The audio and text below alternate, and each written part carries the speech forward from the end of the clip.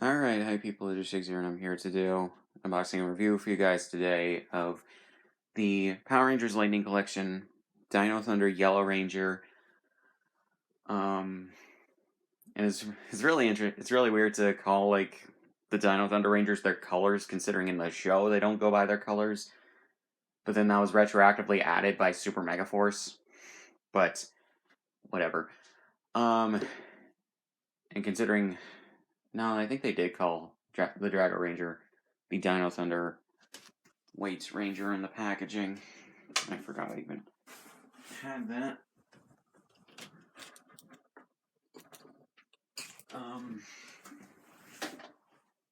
but yeah, so mainly I just got the other figures down from where I currently have them, because there's some interesting differences in some places with these as a result of them being released over the course of a couple of years.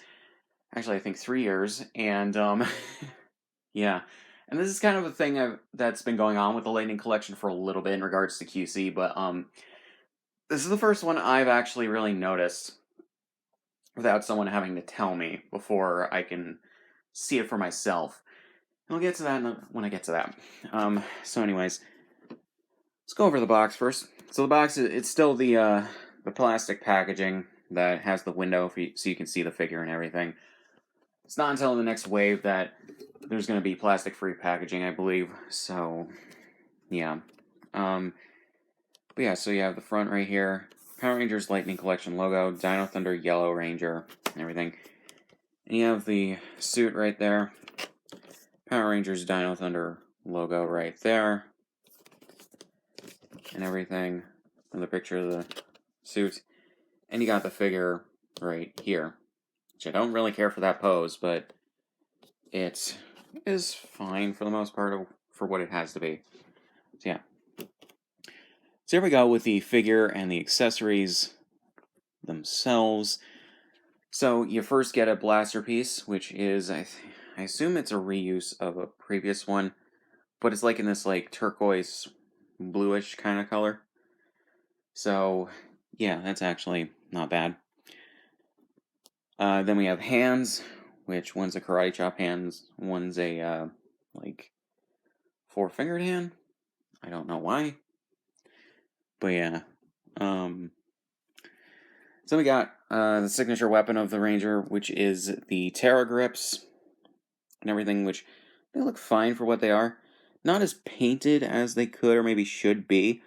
So I'm pretty sure that this bottom piece is supposed to be it's not supposed to be black or something, and then the eyes aren't colored at all. I don't know why. The eyes are supposed to be red, I believe. Either red or green. So yeah, really weird considering that they painted the red, blue, and white Rangers signature weapons a lot more than they did these. So, yeah. And then, the thing I'm going to just talk about right here for a second, the blaster weapon. This is actually accurate colors to the show. From what I remember from watching the show, as well as a few select moments of Abba Ranger, from when I watched episode 10, the episode that got dubbed for an episode of Power Rangers but didn't have a good dub. And then yeah, that weird episode with the Whacker Wilson and the dub, the weird baseball dude who gets brainwashed by the monster of the week in the original episode and everything. That they couldn't necessarily fully adapt into an episode of Power Rangers, so they just did Lost and Found in Translation. Just chose that episode because it's kind of a wacky episode that also has a bit of an okay message to it. But yeah, this is accurate colors to the prop and the toys from back in 2004/2003 if you're talking Abba Ranger. So yeah, these are accurate colors. This is an accurate blue, and for some reason they painted, or I think I think that this was cast on gray plastic, but The blue is painted accurately. It's an accurate shade of blue. You have the red right there, and then you have the black holster, or not holster, grip, I guess, and then gray bottom. So this is an accurate color scheme to the original props and toys. However, the other two Rangers have distinctly two different variants of these. This came with the red one, I believe. So you have a lighter shade of blue. You do not have the gray on the bottom here, or the black, I guess, colored gray. Even though I think this was cast on gray plastic. You have the red right there for the circle, and you have the gold for the blaster pieces, which actually I think is. I'd have to look at photos of the props, but I think that that's actually more accurate in regards to that specific part. Then you have the one that came with the Blue Ranger. It's almost exactly the same as the Red Ranger's version, just a darker shade of blue right here and no gold. Then you have this, which is more accurate to the actual props used in the shows for Abba Ranger and Dino Thunder. Just look at this shit. Like, they're colored consistently across the board for the sword modes for red and blue, but, like, for both the gun modes and the sword modes. But it's like, why? And they're the same mold, too, so that's really weird. As far as I can tell, all three of these are based on the same base mold for this weapon. It's just that they're in three distinct variants. This is a thing with the Lightning Collection every so often, is that especially when you won't get more than one or two team members released in any given year, you get QC problems like that, where it seems like the people that design these toys at Hasbro don't pay attention to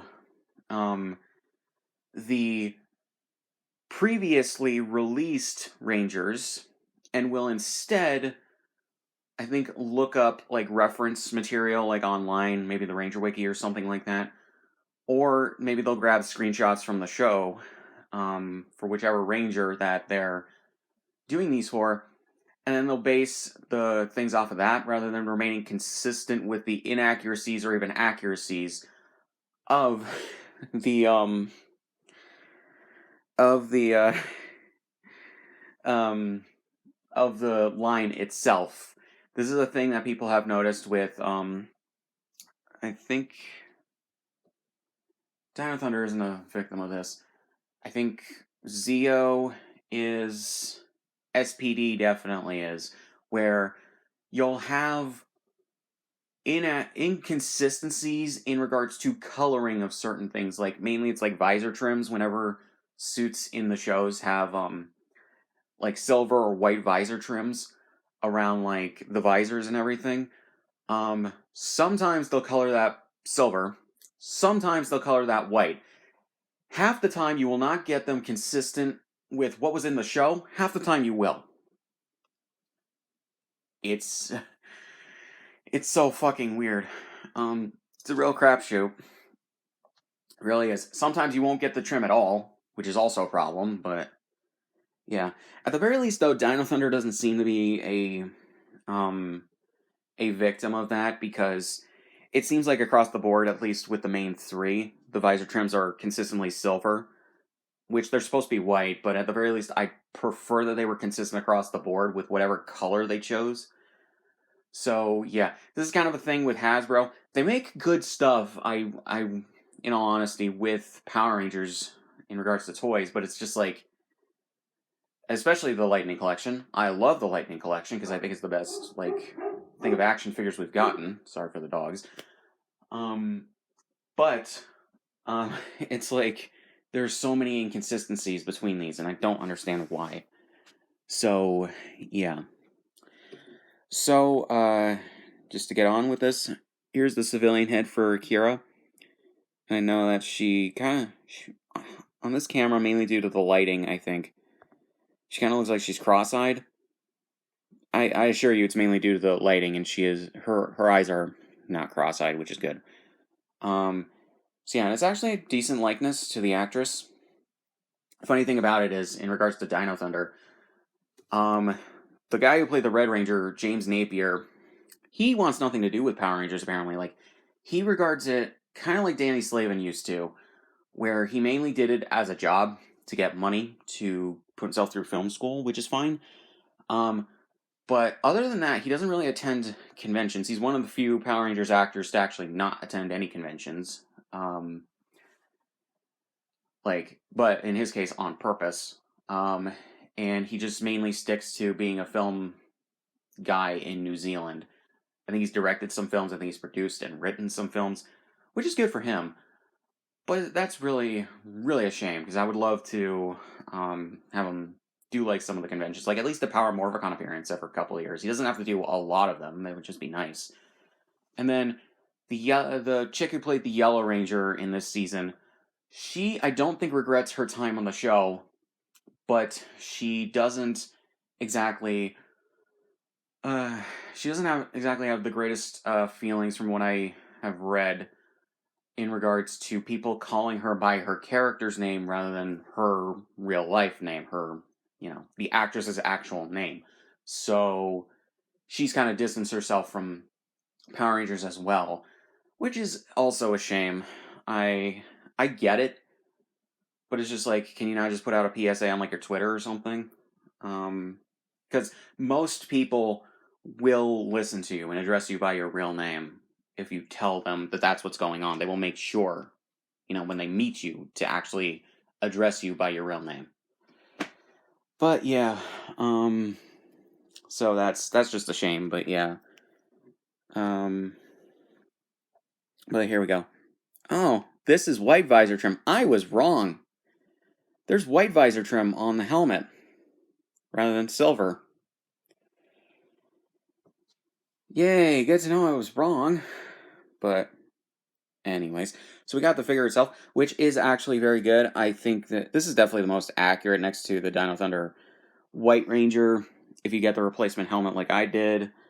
But yeah, so you got the white visor trim and everything, which is whatever. I wish that they had kind of remained consistent with the silver, but whatever. Because the whole color schemes of these outfits are base color and white with some gold mixed in and a little bit of silver. So it's like, yeah. I guess that they stuck to white either because of the reference photos that they had or because it made more sense with the yellow color scheme. I don't know. But yeah. So I actually think this is a good representation of this outfit. Morpher's not completely painted, but I don't expect that. The other two aren't either.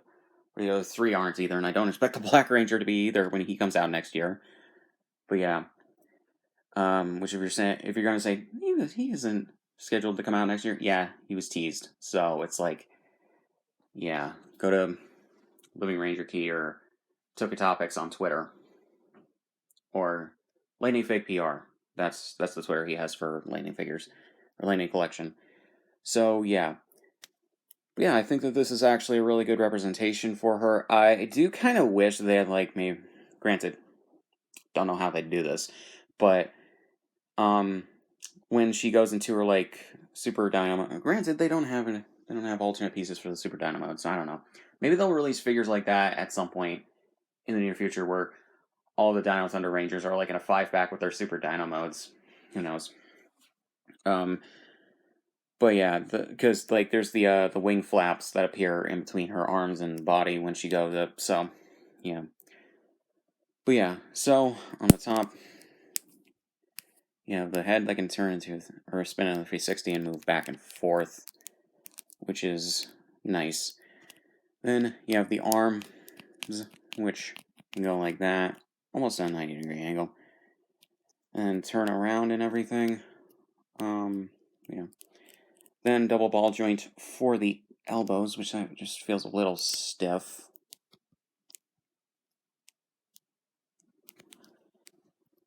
I don't like that at all. Feels like I might break it. God damn. So then, the hands you can turn in 360 and then maybe move back and forth. They made the hands on a weird joint, for at least these hands. But yeah. And then the legs can go in a 90-degree angle like that. And luckily they have I think every other female figure has this as well, where you have the slits on the side of the skirts, so you can just have more posability and everything. You can go like that with them too. Turn them into 360 because of how they are. And then double joint for the knees as well, which is easier to bend than the arm. So yeah. And then the feet can go back and forth. And obviously to the side like that. So yeah.